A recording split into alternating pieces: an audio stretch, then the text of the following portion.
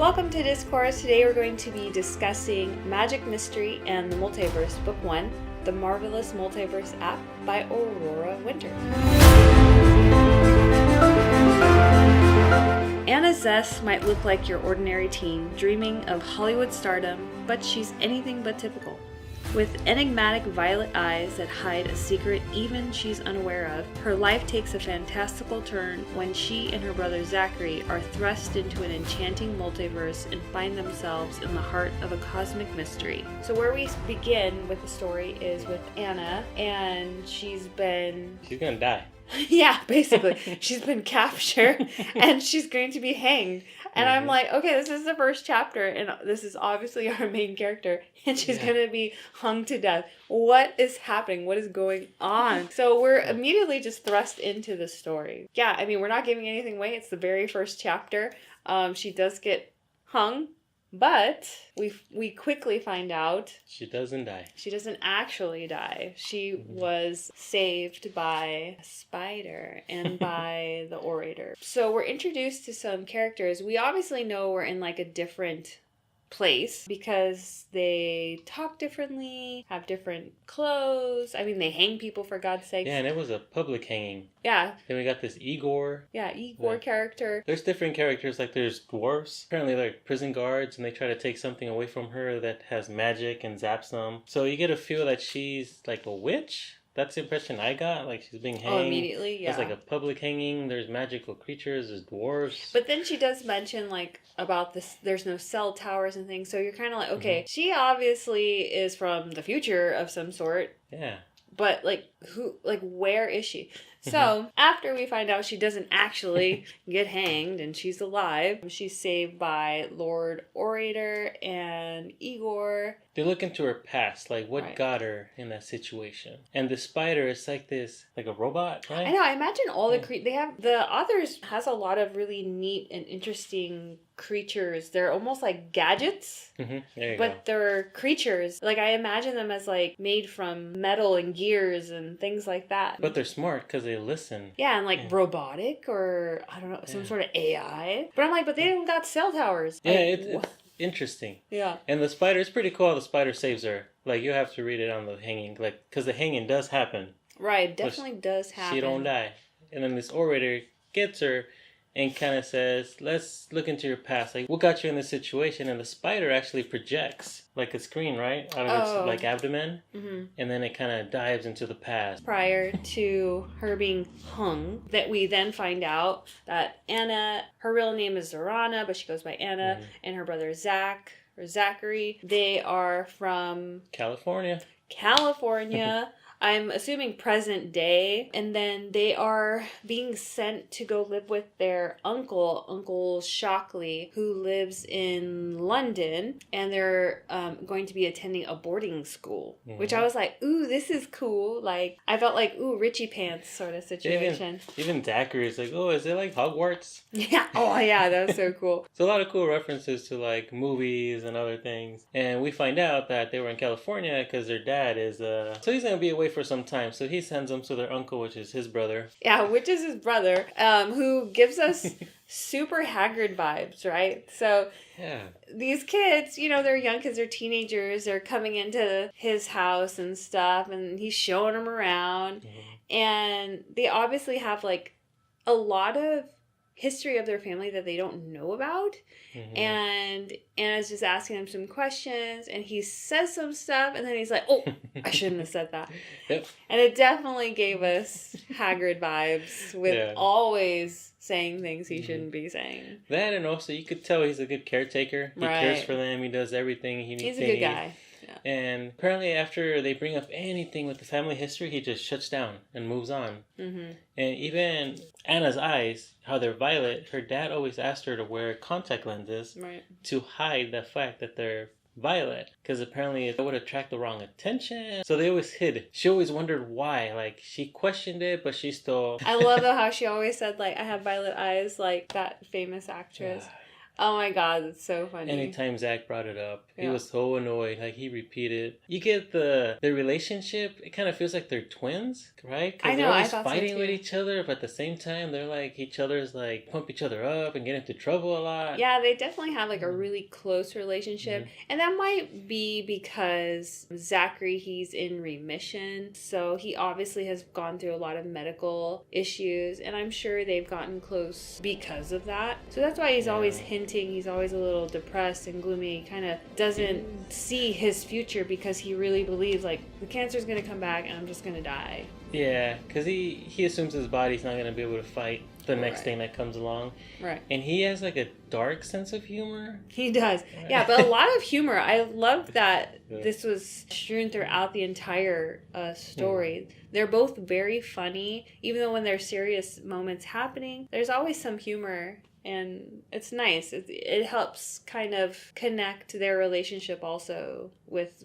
the reader. But the uncle, he's a mad scientist. Like, he's a professor of, what was it? Quantum physics. Quantum physics at the university. And apparently he builds all these gadgets himself and technology. Like, the kids are all in awe looking at his mansion. It seemed like a mansion. I don't know. It seemed pretty cool. Maybe they have a butler. But I know, he's got a butler. It's got to be a mansion, dude. Yeah. But he built a hydrogen-powered car that he also calls a pup, right? A parallel universe pod. Yep. Parallel universe pod. So you just get the impression like, is this like Back to the Future? Ooh. This is a time machine. I know, that's cool. So he gives him like free range of the house, do whatever you want. But of course, like any parent, any caretaker, do not touch this car. Yeah. Stay away from this vehicle. But I'm going to leave the keys right here. I know. Oh my god. I was like, you're expecting some teenage kids not to do the one thing you're telling them not to. That's hilarious. He obviously has two kids. And apparently he has some business to take care of, so he leaves the house. Yeah, and he's like, but remember, the keys are right there. Yeah. So as any parent knows, the kids got in it. And it was supposed to not work. But it turned on, and the AI talked to them. Yeah. And where do you want to go? Kids being kids, let's do a random road trip. Just take us wherever. Wherever, just go, Jeeves. Yeah. And they thought it was like a VR, like a virtual reality game. So they got in, they were playing around, but they end up turning it on, and that machine took them away, and they ended up crash landing on some trees. And when they get out of the car, they find out. Yeah, they realize they have actually murdered someone. So I think what they are, they're called censors. So I think they're kind of like ruling governors of certain areas of this parallel universe that they're in. They killed the Emerald censor by mistake. They didn't mean to. But as soon as that happened, and then they found the dog Vito. Yeah, and they injured the dog too. They hurt his leg. Yeah, and then they injured the dog. I don't know, it just gave me like Wizard of Oz vibes. I was like, that was exactly what happened with Dorothy in the house. Lands on the witch, and she has a dog. So they touch this sensor, and she ends up just like dissipating, right? She just vanishes. There's only a green dress on the floor. But some... The cuffs. Cufflinks. Yeah, see, there's no shoes, but there's the cufflinks. Yeah, the cufflinks that were on that sensor. I keep wondering the color of which, but I know, just the sensor, because it's Wizard of Oz. That, and also the townspeople, they hate her. They call her a witch because they have magic and they kind of control these people. Yeah, there's a lot of like censors and just you can't say certain things. There's also the thought police. Like you have to think either nothing or happy thoughts around them. It's kind of interesting how it is. Yeah. You're not allowed to be unhappy about anything that we make you do or not do. Yeah. So she dissipates and those cufflinks end up on Anna. And she can't take them off, but apparently anyone who sees that, they know they belong to that green sensor. So she has to hide it. So, and then she meets Igor and Cook. Yeah. Igor, you could say he's kind of like the Hunchback of Notre Dame or the Igor from Transylvania. I know, that's because he even talks with like a list. Like a list. And I don't know, he gives me like that like Hunchback vibe too. Yeah, but he's like 6 foot something because they always say he's towering over these kids. Yeah, and he's like, he knows how to like stitch and repair and like put things together. So he takes them because they killed someone. Oh, yeah. So he comes upon them and is like, whoa, you killed that lady. So he takes them and the dog. Yeah, because the dog wouldn't leave him. So it kind of seemed like the dog got injured. So he's like, I'm not leaving the scene of the crime. You better fix this. So the kids and the dog and Igor go off, and then we meet Cook. Right. Who, it's like a goblin lady or a dwarf lady. That's kind of what I was thinking, like a goblin type of lady. That's what I was imagining. Yeah, like those goblin things from Frozen. Oh yeah, the rock, the rock trolls or whatever. Yeah, those trolls. She's a troll. Right. That's what I imagine. It kind of seems scary, like these creatures. Like, oh man, they're gonna eat them. They're gonna kill them because they killed this lady. But also it's because they weren't understanding whatever language they were speaking, right? So they were just kind of like being hauled around. Until Igor introduces the, what is it called? The Babbler Eel Universal Translator. The way it's written, it's like an eel that goes into their ears. Yeah. Oh, so creepy. They're able to understand each other. Yeah, another little creature, a little cool. I loved it, actually. It creeped me out, but I was like, oh, that's so gross. But hey, it did the job. Now they know what they're all speaking. So it's pretty cool to actually find out who they killed. Right. And they started celebrating in their kitchen. Yeah. They were about to make them food, right? I think she did make them food. Right? Yeah. They're like, y'all are great. You killed this lady we hated. We hate her. Everyone's going to be happy. I know. And apparently they also know the dog Vito. They end up taking off the leg so the bones could heal on the side, and he stitched another leg. Yeah. And so the dog's like... Well, this is a parallel universe, so anything is possible, right? So yeah.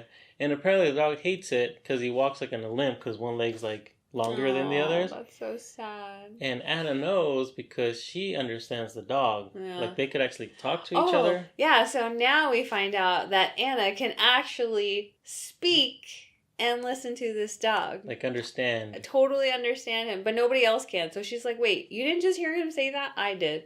So once that Babbler Eel got into her ear, she's now like a dog whisperer, animal whisperer. Or maybe it's part of her magic. Or maybe it's part of her magic. Yeah, exactly. Yeah, and she's even questioning the dog, like, how am I the only one that could listen to you or hear you out? Right. Yeah, and the dog's like, he said clearly, like, kind of annoyed, like, dogs talk all the time. It's just that the masters never listen. You know? And dogs are always yapping, they're always barking, you just think they're being annoying, but I guess, like, to Vito... They're always trying to say something. Yeah, they're actually saying something. We just don't get it. Yeah. So it's an interesting relationship, and I think it's pretty good that they stumbled upon Vito because he told her that he could smell lies, like when people are lying, and also he could sense danger. It's great to have that sort of a companion around also. Someone who knows... Like, hey, tell me if this guy's being honest. Like, should we trust them? Should we go with them? Oh, and then another cool creature was the gossip fly. I would find super helpful even today, even though we have cell phones and stuff.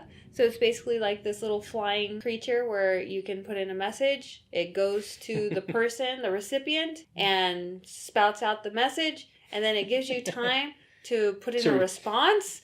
And it goes right back to the sender. It's like, I was like, that is so cool. I mean, it's essentially text messaging and stuff or, voicemail. But I don't know. I just think it's so much cooler if like some flying creature came into my house to tell me some stuff. I don't know. Yeah. I love that. I think that was like my favorite part. Yeah, you could imagine a parrot coming to your windowsill telling you like, hey, your mom wants to know what time we're going to be home. And then it's just waiting for you, So you're going to reply back or no? So I could just go. Yeah, so cute. Yeah, I thought that was cool. Cook, after they celebrate, Cook tells them that there's actually this wizard, like a good wizard that's out there that helps people out and that they have magic to heal. And when they find that out, of course, Anna's like, Zach, like, come on. Yeah, we got to go do this. No one back in California or London could do anything for you. We're here. And apparently the hydrogen car ran out of fuel, so they can't go home yet. So they go off on a journey to find this wizard. And so I feel like they're going on this journey for multiple reasons. To see if they can get Zachary healed, to find some way to get back to where they came from. And once Zachary gets kidnapped, I mean, Anna also has to save him. But that's where their journey begins. This book also has a lot of good little nuggets, like true facts. Oh, yeah. Because we find out because this pod, this futuristic car, was created as a hydrogen-powered car. And the uncle built it, and he's like, yeah, it's the first one ever created. And Zach's like, no. Because Zach, even though he's always dark and kind of like doom and gloom. Like everything's terrible because I'm gonna die any second now. Yeah, so. He's very sharp, and he loves cars. So it's like, no, actually, the first hydrogen car was made in 1965 when Roger Billings converted a Model A Ford as his high school science fair project. That's crazy. I didn't even know that. Yeah, and I looked it up, and it was there. Yeah. I was like, what? That's amazing. I never even heard of a hydrogen-powered car at all. Read it first in this book, and then it's actually true fact. So I was like, all right, it's pretty cool. Thanks for hanging out with us, guys, and be sure to check out Magic, Mystery, and the Multiverse Book 1 by Aurora Winters.